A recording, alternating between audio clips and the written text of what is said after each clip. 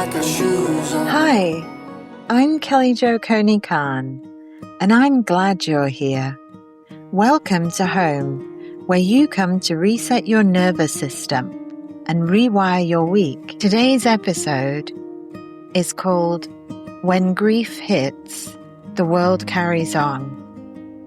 There is something deeply disorientating about losing someone you love. Grief hits, and somehow the world carries on. Supermarkets still open, emails still arrive, traffic still moves. And people around you continue making dinner, answering messages, planning weekends, and laughing at things that would normally have made you laugh too. Inside, something enormous has happened. Outside, almost everything looks the same. One of the hardest parts of grief is that mismatch. Your internal world has changed, yet the external world keeps asking you to function as though nothing fundamental has shifted. This episode is also offered with love to anyone in my own family and to anyone listening who is grieving someone deeply loved. Some losses are not abstract. They are mothers, grandmothers, fathers, grandfathers, husbands, wives, aunties, uncles, friends, and the people who quietly held pieces of our lives together. After my granddad died and then my dad, I understood something about grief that no book had ever quite taught me. The relationship does not end. It changes.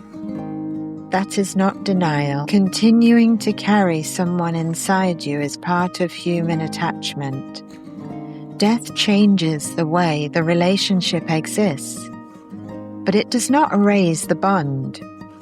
Grief does not ask you to stop loving them. Instead, it asks you to discover a new way of loving them.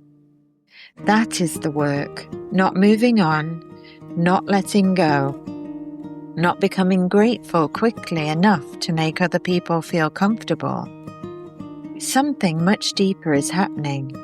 Your nervous system is learning how to carry a person who no longer lives beside you in the same way. Grief changes you because love changed you first. The depth of grief often reflects the depth of attachment, and that is why it can feel so physical. People say their heart hurts, their stomach feels hollow, their chest feels tight, their throat closes, or their body feels heavy. Those are not just phrases. Loss is experienced in the body long before it is understood by the mind. Your heart aches because that was where they lived emotionally.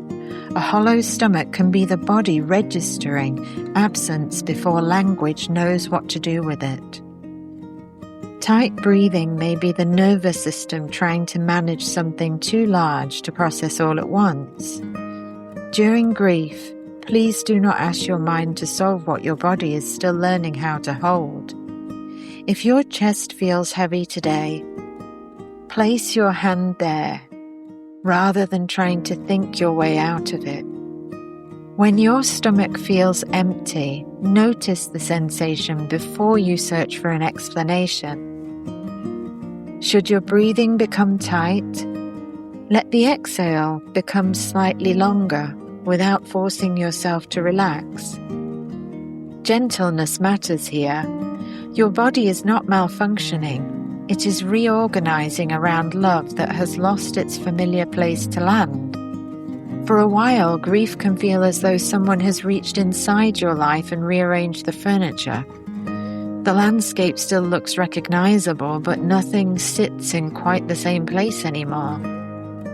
Morning tea can feel different, family gatherings can feel different, ordinary errands can feel strange because the person you would have told, phoned, visited, cooked for, worried about, laughed with, or sat beside is no longer there in the same way they were. Grief moves around you. Some mornings it sits quietly beside you while you drink your tea. Other days it follows you into the supermarket. Sometimes it waits until everyone has gone to bed. Occasionally it arrives because you heard a laugh, noticed a familiar smell, found an old photograph, or remembered something they would have said. This movement makes sense. Grief moves around your life because love once moved around your life too. Eventually, there may come a day when you laugh without thinking of them. Then suddenly you remember and the guilt arrives, as though happiness has betrayed them. It has not. Joy does not replace love. It sits beside it. Laughter does not mean you have forgotten. A lighter moment does not mean the relationship mattered less. Living again is not a betrayal of the person who died. It is one of the ways love continues to move through you. Many people imagine that grief gets smaller. I'm not sure that is always true. Perhaps life slowly grows around it. The grief is still there, but one day there may also be another friendship, another holiday, another grandchild, another birthday, another sunrise, another memory, another reason to smile. Nothing about that erases the person. Something inside you simply becomes larger. Your capacity to carry both grief and life expands. That is not closure, it is integration.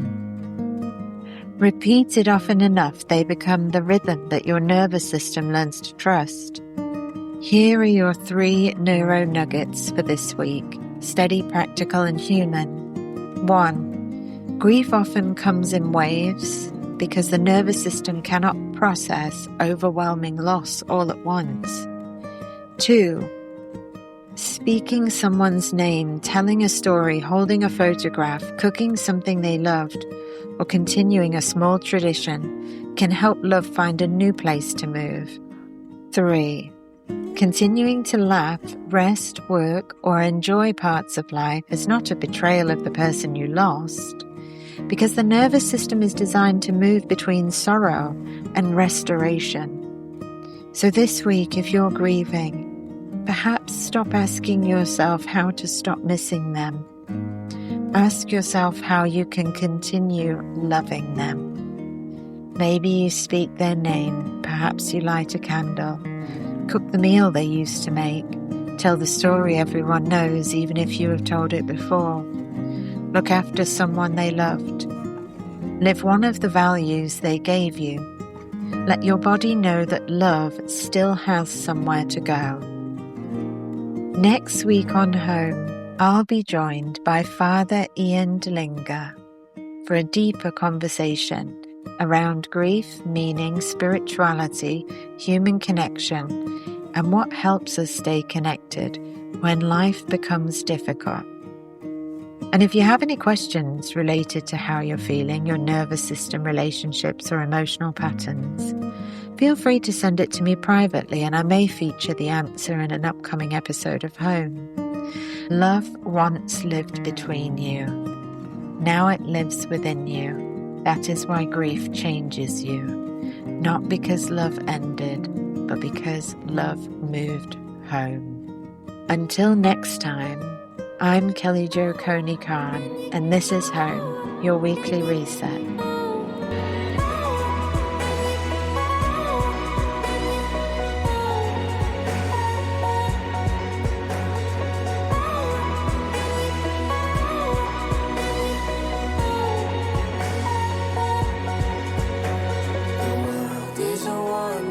Place when you slow it down. Throw off the rules like our shoes on the golden ground, and swear